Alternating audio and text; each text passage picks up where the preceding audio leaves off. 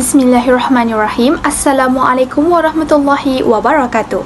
My name is Nur Najia Aisyah Pitino Azmi and my metric number is 2019405102. So let's begin our presentation with our introduction, which is what is transnational audit. It is defined as a financial statement audit that dependent on outside home jurisdiction of the audited company for purposes of substantial lending, investment or regulatory decisions.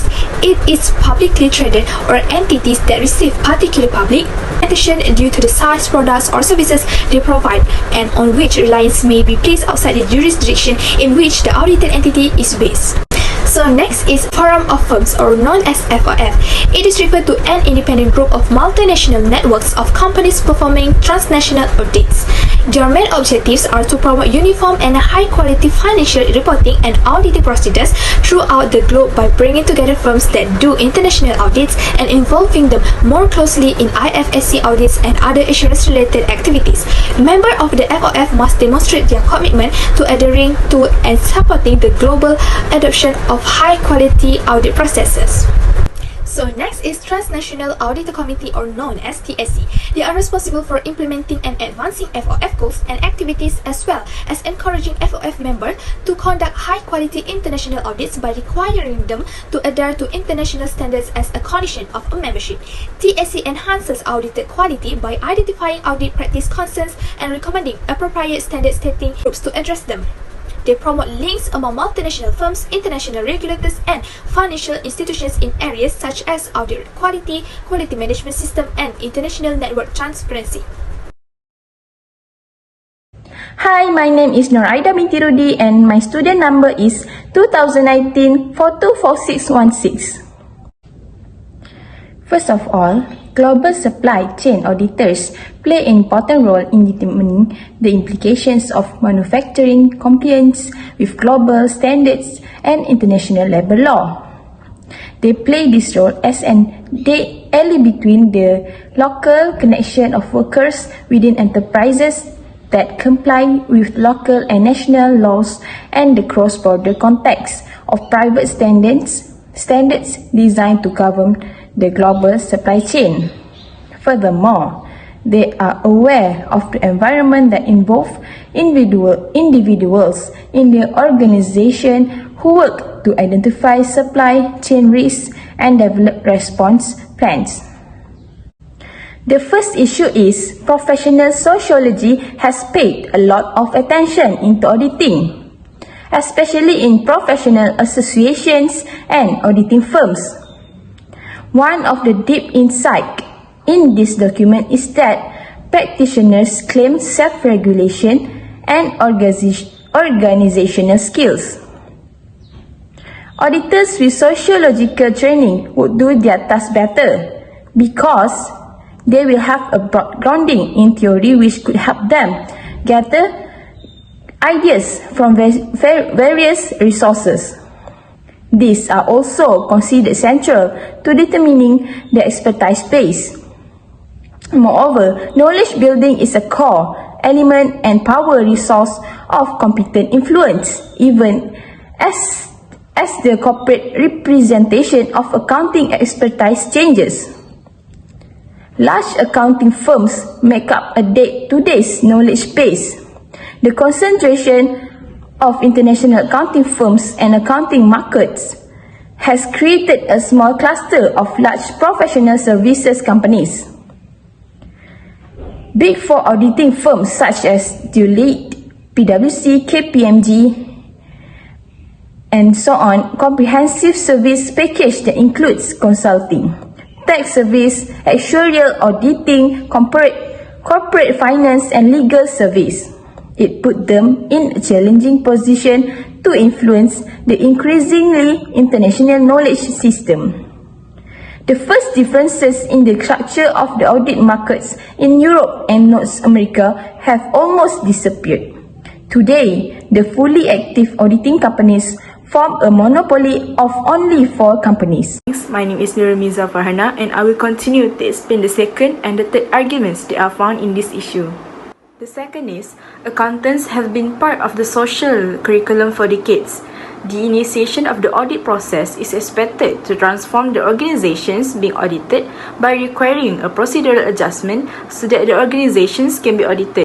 As Powers describes it, audit procedures that primarily examine but not always examine the whole are based on the principle of self-observation and are limited to the system of internal controls. It's when beyond public sector audits and expanded rapidly to include various types of quality management system.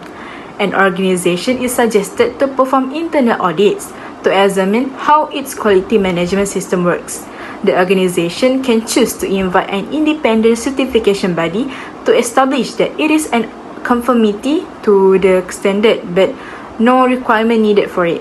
On the other hand, the organization might invite its client to audit the quality system for themselves. Auditing is known into a global output industry, which the mission is to provide verification and certainty to international standards as a reliable tool for corporate social responsibility. However, some say that the rise of audits has also sucked up large amounts of money that could lead to development of wages, profits, and the working environment for workers who are expected to be adhered to these standards. Assalamualaikum warahmatullahi wabarakatuh. My name is Siti Hajahu and my matrix number is 2019413496. Today, I'm going to talk about analysis and evaluation. As mentioned in the introduction, a transnational audit is an externally trusted audit of the financial statements of a company being audited to make important credit, investment, or regulatory decision. It is also known as financial reporting because it entails the disclosure of additional data such as financial statement and notes, management reports, and independent auditor reports.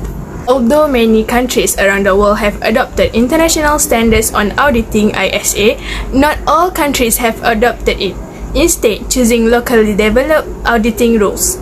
In addition, a modified version of the ISA is in use in some countries.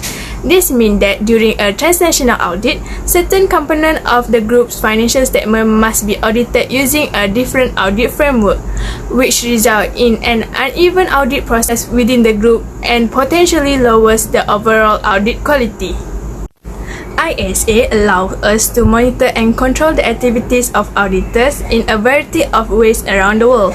In some countries, the audit profession is autonomously regulated, while in others it takes a more prescriptive approach. It can also affect the quality of audit work in a multinational environment. Some countries follow International Financial Reporting Standard (IFRS), while others follow domestically developed accounting standard.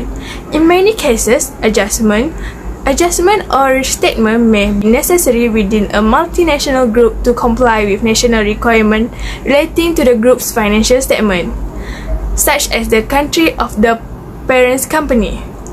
Such planning can be complex and requires a high level of technical expertise for both the compiler and auditor. Additionally, some countries have particularly strict corporate governance rules that auditors must consider in their audit process. In this case, auditors may be required to do additional work in addition to local requirements to ensure that the entire group complies with national requirements regarding financial statement. However, in some countries, there is no corporate governance law at all, and oversight is likely to be weaker than in other parts of the group. As a result, the control risk may vary among the many subsidiaries of the group. The IFAC Transnational Auditors Committee (TAC) serves as the organization official license to the Corporate Forum (FOF). It has overall responsibility for conducting and supporting forum members in conducting high-quality international audits by ensuring that certain internationally standardized high-quality financial reporting and auditing procedures are followed worldwide. The forum brings together companies performing international audits and is more closely linked to the work of the International Federation of Accountants (IFAC) in the field of auditing and other assurance-related fields.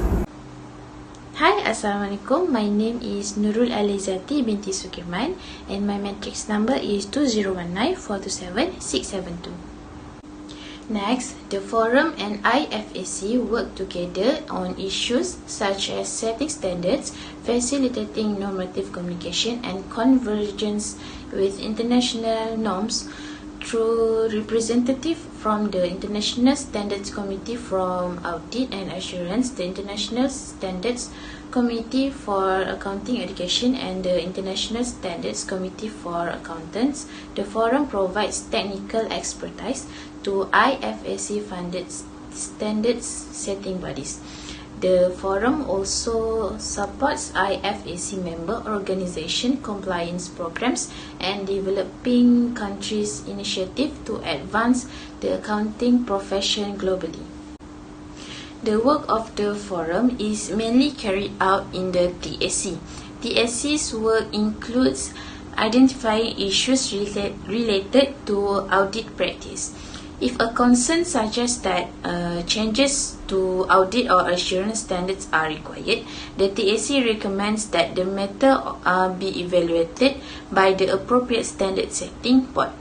This is followed by a forum to discuss best practice in areas such as quality management, audit methods, independence, and learning and development. It also identifies qualified candidates to act on standard settings board and serves as the official interface between multinational corporations, international regulators, and financial institutions regarding audit quality, quality management system, and international network transparency. Thank you. So, the conclusion of our presentation today is auditors with sociological competence might rely on a larger variety of theoretical views, allowing for better information synthesis.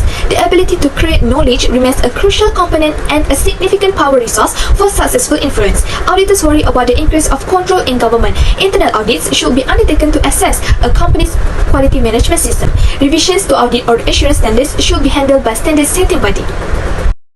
So, last but not least is the recommendations for our issues. First, by enhancing the monitoring and remediation process. This is because the companies must change their procedures to be audited. The procedure requires constant monitoring of the whole system to ensure timely and accurate information on the quality management system design and execution. Completed engagements should be assessed as a part of the monitoring process. Next is enhancing the governance and leadership. This helps a quality management system grow. As part of its corporate culture, the organization is committed to quality and serves the public interest by providing high-quality services and prioritizing quality in strategic decisions and actions. Quality is also the responsibility of management. That's all from us. Thank you.